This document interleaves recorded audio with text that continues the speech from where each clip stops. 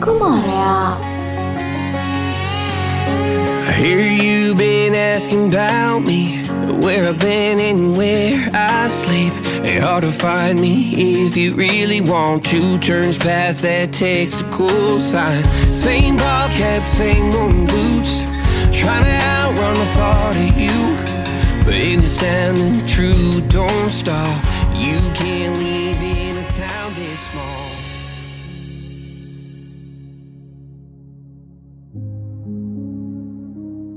Zayan ආහාරණවම දැමව පසු දුරකථනය සිය කලිසම් සාක්කුවට දමා ගත්තේය. ඉන්පසු ඔහු අද්දකින්ම සයිනාව තුරුල් කරගත්තේය. ඔවුන් මොහොතක් දැස් පියාගෙන ලෙස නිසල්මනේ සිටියහ. මද වේලාවකට පසු සයිනා හිසොස්වා සයින්ගේ මුහුණ සිය දෝතර ගත්තාය. ඔහුගේ දැස් දෙස බලාගෙන ඇගේ මහපට ඇඟිලි දෙකෙන් සයින්ගේ කකුල් පිරිමැද ඔහුගේ නළලට හාදුවක් දුනි. මං ඔයාට ගොඩක් ආදරේ සයින්. මාත් ඔයාට ආදරේ මැනික. සයන් ඇගේ දෙතුළ මත දීර්ඝ හාදුවක් තැබුවේය. ඉන්පසු ඔවුන් නැවතත් තුරල් වී සිටියහ. ඔවුන්ට බාධා කරමින් සයන්ගේ දුරකථනය නාදු වුණි. සයන් අය වැළඳගෙනම දුරකථනයට පිළිතුරු දුනි. ඔහු වෙනවම් කළ ආහාර බෙදා හරිනා පැමිණ නැති බව සයන්ට දැනූහ. සුදු අපේ පිට්සා එක ඇවිල්ලා. මම පල්ලෙහාට ගිහින් අරන් එන්නම් හොඳද? ඔයා ඇතුළට වෙලා සද්ද කරන්නේ නැතුව ඉන්න හොඳේ? ආහා ඉක්මනට එන්න. හරි බිමට බහින්නකෝ. සයින් නැවතත් ඇගේ දෙතුළ මත කෙටි හාදුවක් තවරා ඇයට ඇඳෙන් බසින්නට අතදී ඇය විමට බස්සවා ඔහු කාමරෙන් පිටව ගියේය. සයින් විනාඩි කිහිපයකට පමණ පසු පිට්සා පෙට්ටියක් රැගෙන පැමිණියේය. එන්න කන්න. සයින් එම පෙට්ටිය මේසය මත තබා ඇයට ආරාධනා කළේය. ඔවුන් දෙදෙනා පුටු දෙකකින් වාඩි වී ආහාර ගැනීමට සූදානම් විය. සයින්ගත් පළමු කෑල්ල සයිනාට කැවිය. ඇයද ඔහුට කෑල්ලක් කැවීමට අමතක කළේ නැත. ඔවුන් කතා කරමින් සිනහ වෙමින් හිමින් පැයක් පමණ ආහාර ගත්හ. මන්දෙම ගෙනා පීස එක ඔවුන්ට වැඩිය. කල්තබා ගැනීමට ශීතකරණයක් නොමැති නිසා ඔවුන් එය සෙමින් හෝ කා නිම කිරීමට තීරණය කළා. අම්මෝ සයන් කාලම මහන්සි හුස්ම ගන්නත් බෑ වගේ. මටත් සයන් සිනහ වෙමින් කීවේය. සයන් මේ ඇඳ නම් හරි ෂෝක් අනේ. සයිනා ඔහුගේ ඇඳ පෙන්වමින් කීවාය. ඇයි? සයන් ඇසුවේ කුතුහලෙනි. මේකට නැග්ගම මං ඔයාට තරමට මුසයිනේ. එතකොට මට ඔයාගේ මොන දිහා බලාගෙන කතා කරන්න පුළුවන්. නැත්තම් මගේ බෙල්ල රිදෙනවානේ ඔයාගේ මොන දිහා බලන්න ගියපුවාම. ඔයා ඉතින් පොල් ගහක් වගේ උසයිනේ. සයිනා හෘතලෙසින් කීවේ පෙර පරිදි ඇඳවුරු නගමිනිය. ඔයා බිම්ම ලකුණාට මම මොනවා කරන්නද? සයන් සිනහවෙමින් කීවේ ඇය අසරට ගොස්ය. ඇය ඔහුගේ උරහිස මතින් එක් අතක් තබාගෙන අනිත් අතින් ඔහුගේ සිනිඳු හිසකෙස් පිරිමැද්දාය.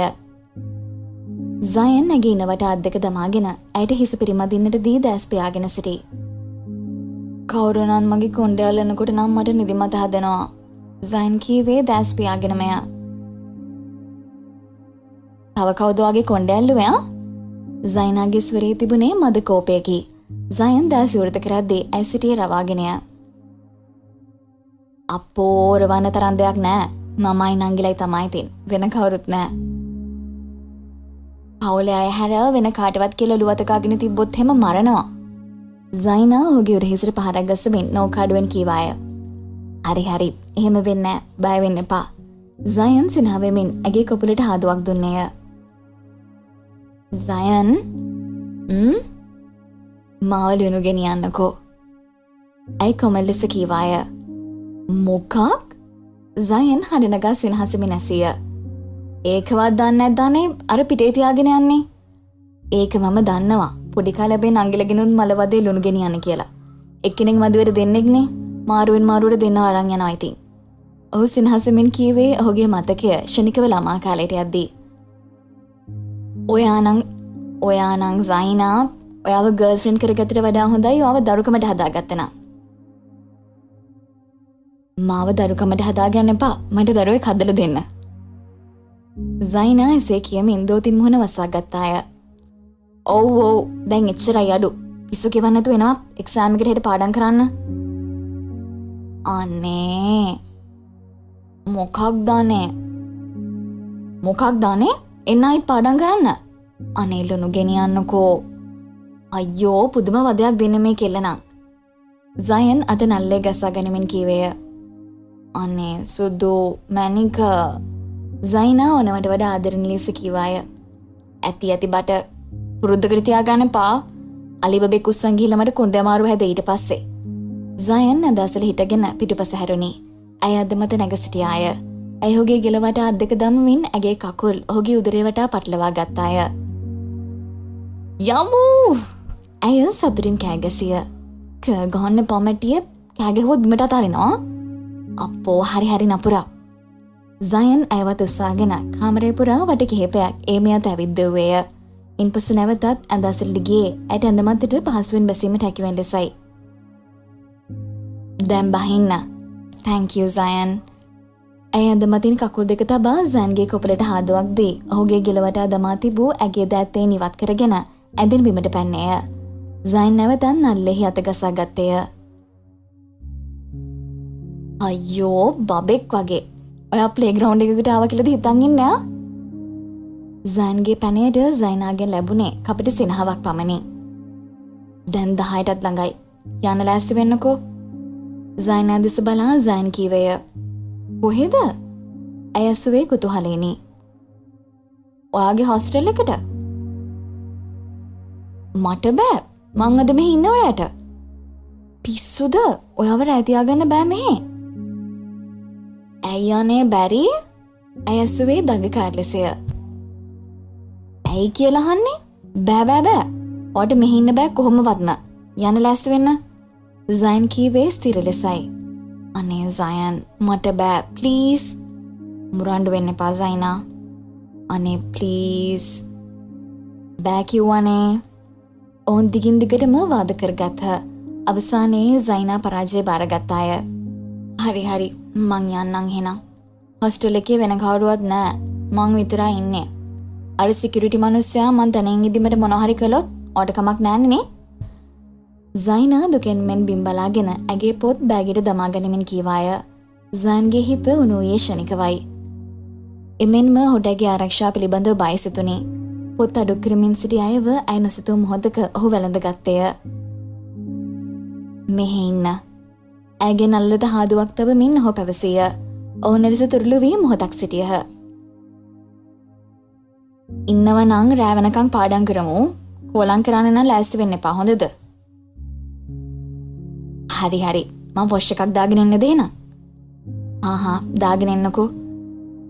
ඇය පැය භාගයකින් පමණ පසු පිරිසිදු වී පැමිණියේ අතපය දිග පිජාමා නිදන දුමක් ඇඳගෙනය. මං කෆී හැදුවා. බොන්න පුළුවන්ද නම් දන්නේ. බීලා බලන්නකෝ. ඔහු කෝපි කෝප දෙකක් ගෙනවිත් එකක් සයිනාට දෙමින් කීවේය. බලමු මගේ කොල්ලගේ හැකියාව. සයිනා සතුටින් කෝපි බීමට සැරසුණද එක උගරක් කඩටගත් පසු ඇය දැස් තද කරගත්තේ කටත් ඇද කරමිනි. ඉච්චරවුල්ද? සෝරි බබා. මං පළවෙනි පාරට හැදුවේ. මං කෑම්බීම හදන්න දන්නේ නැහැ ඉතින්. සයන් කීවේ කනගාටුවෙන්ය. ඒකට කමක් නෑ පැටියෝ. කෝපි සීනි ටිකක් විතරයි වැඩි. උණු වතුර ටිකක් දැම්මම මේක හරියයි. ඒ අසා සයින්ට සිනහ ගියේය. සයිනා කෝපයක බීමට හැකි අන්දමට වතුර දමා සෑදුවාය. ඔවුන් නැවතත් පාඩම් කරන්න පටන් ගත්හ. ඔවුන් රෑ 12 පමණ වන තෙක් පාඩම් කළහ. නේද මතද? ඔහුගේ බාහුවකට හේතු වී අනුමරමින් සිටි සයිනාගෙන් සයින් ඇසිය. ඔව්.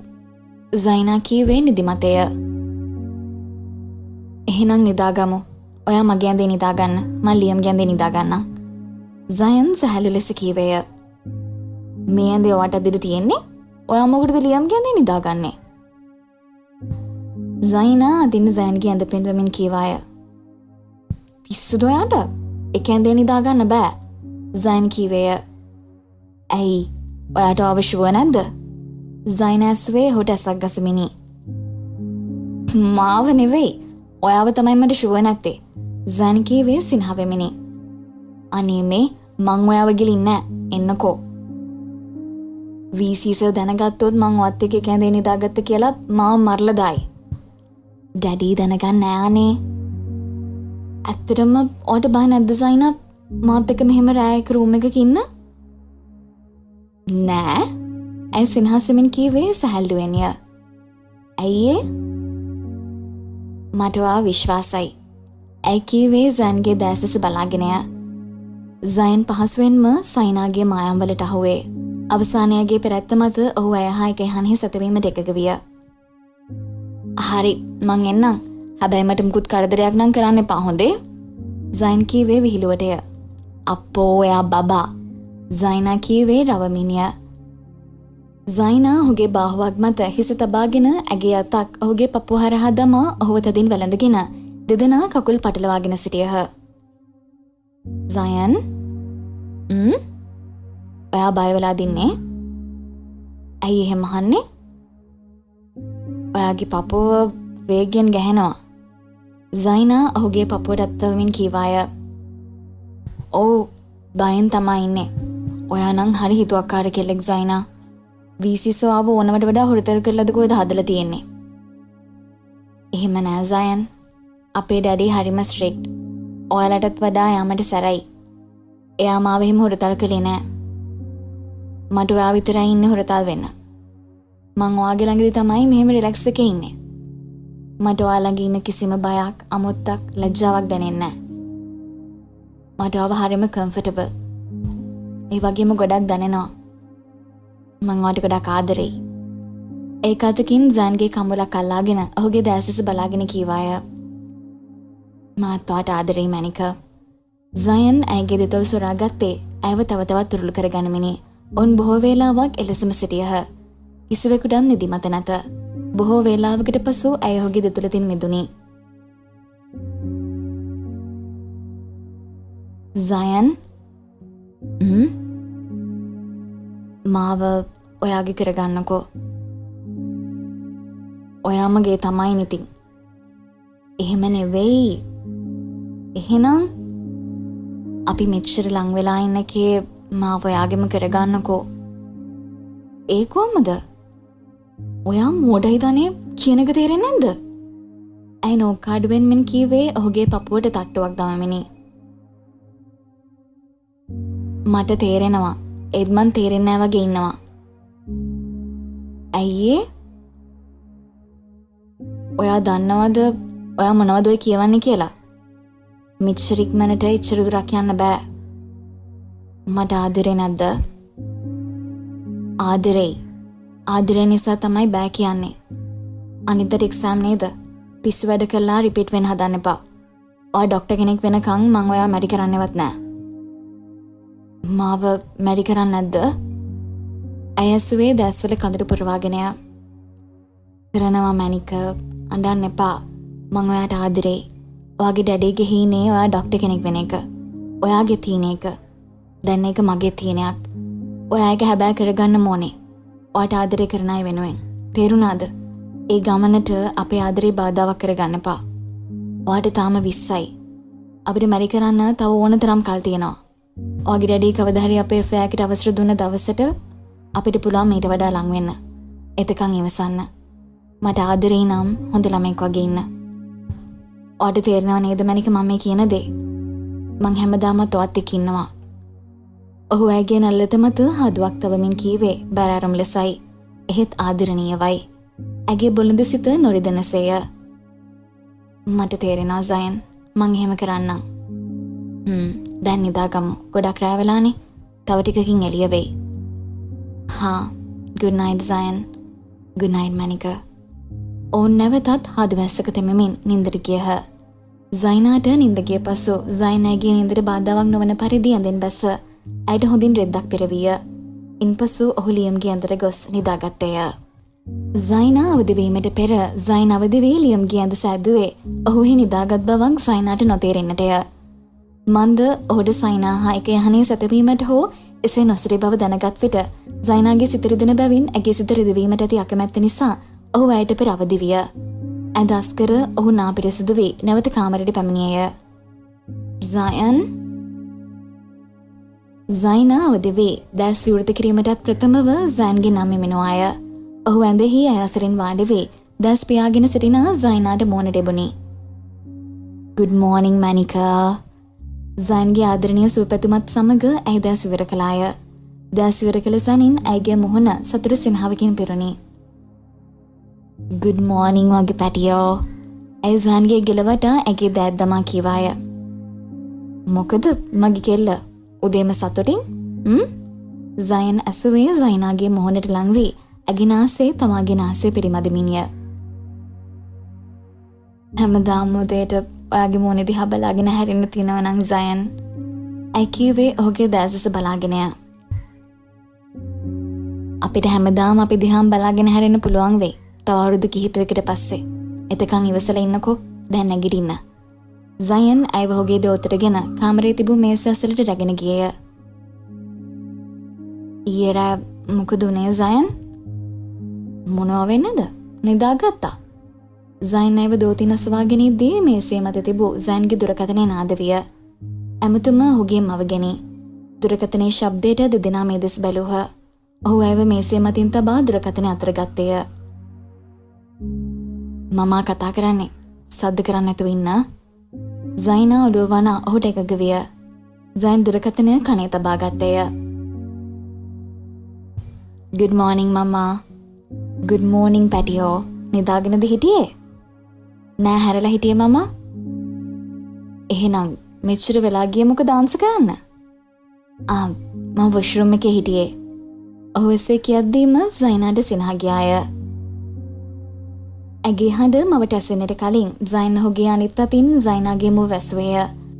ඉන්පසු ඔහු ඔහුගේ තොල් මත ඔහුගේ දබරැගිල්ල තබා ඇයට ශබ්ද නොනගන ලෙස සංඥා කළේය. ඔයාව කාලෙකින් දැක්කේ නැහැ පැටියෝ. Video on කරන්නකෝ.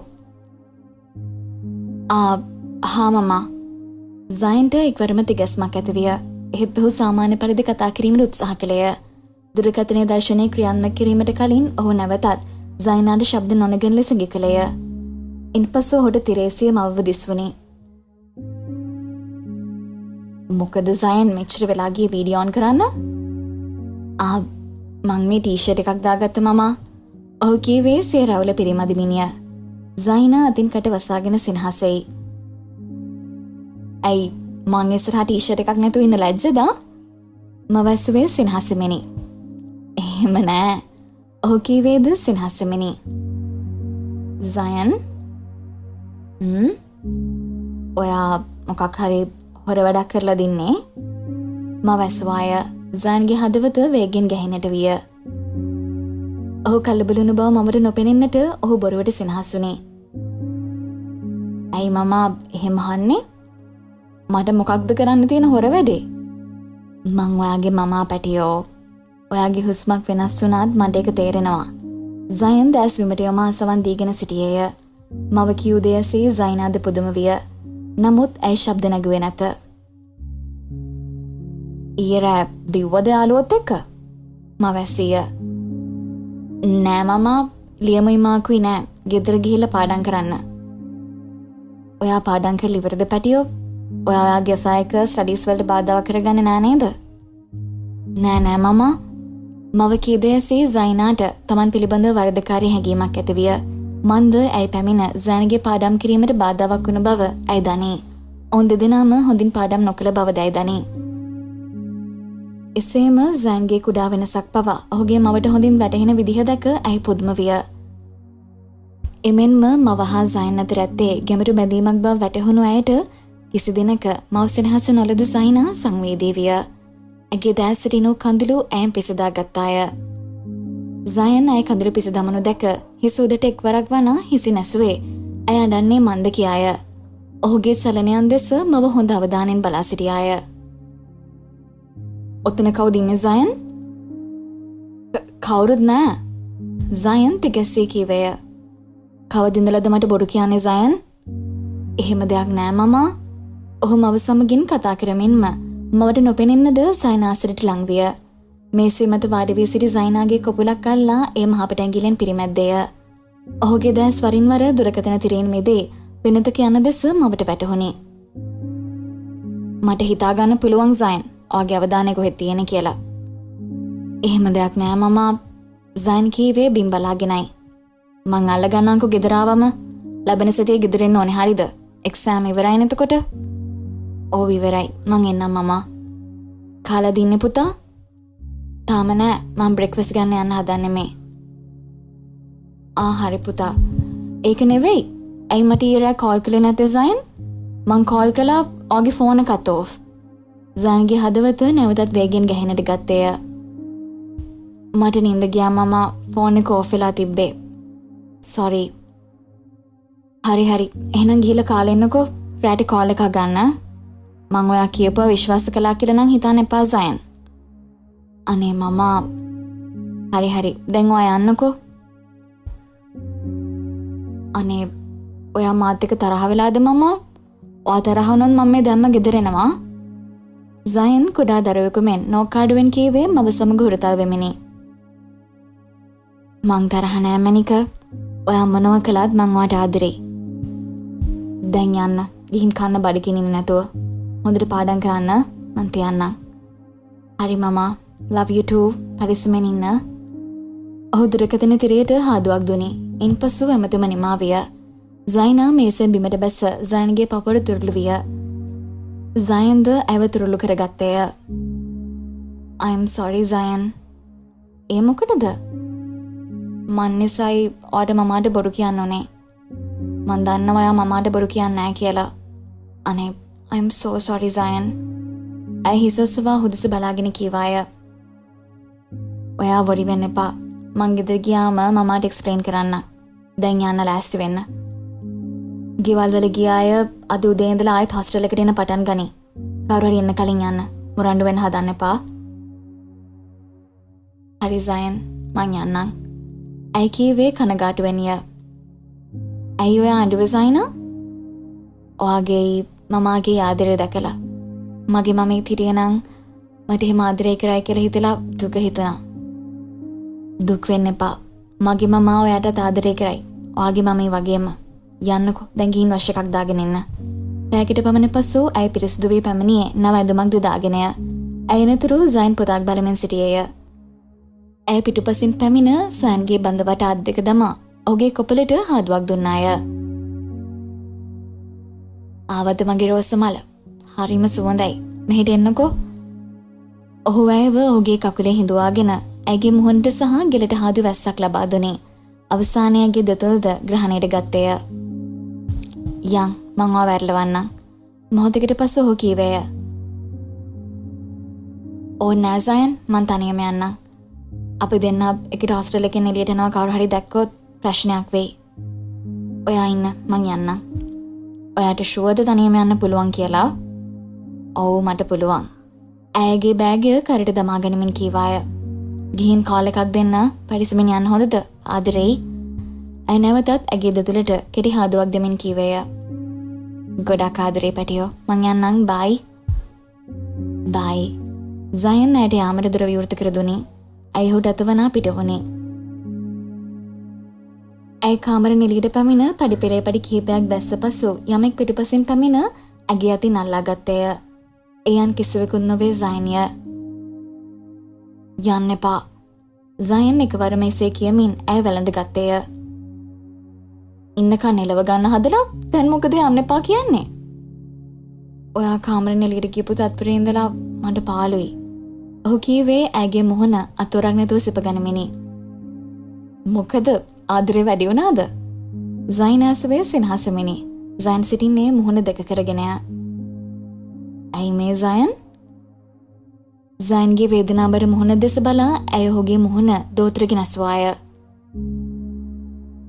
මං දන්නේ සයන් කීවේ ඇගේ උරහිසේ මුහුණ හොවාගෙනය අනේ පැටියෝ අපි ආයෙත් හම්බ වෙනවනේ දුක් වෙන්න එපා දැන් යන්නකෝ කාමරේට සයිනාගේ පෙරැත්ත මත සයන් අකමැත්තෙන්ම කාමරයට ගියේය සයිනාද නැවත ඇගේ නිවාසිකාගාරයට ගියාය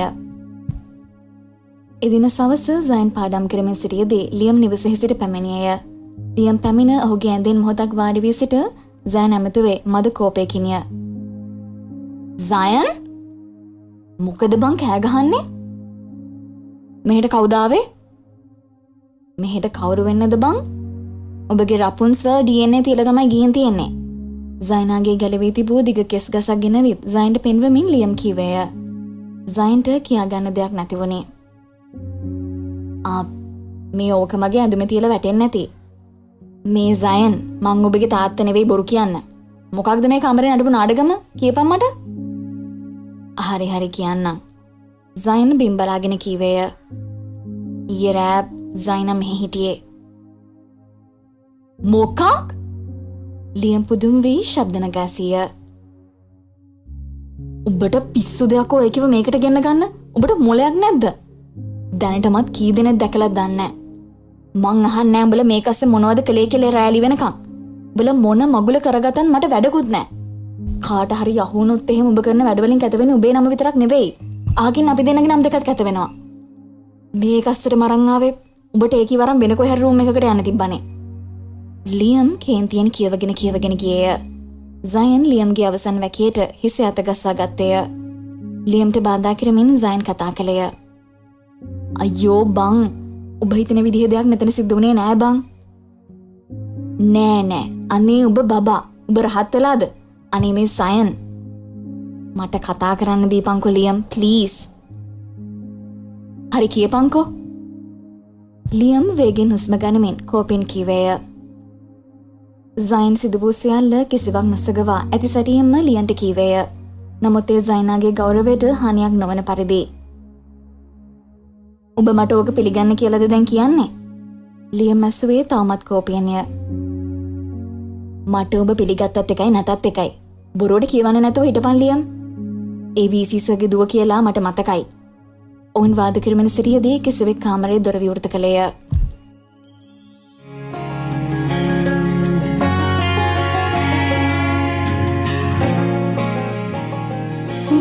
Kumaraya.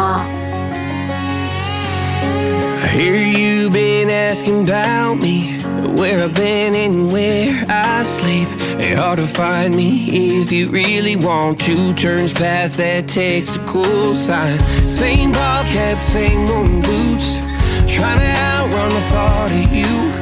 But in this town the truth don't stop. You can't leave in a town this small.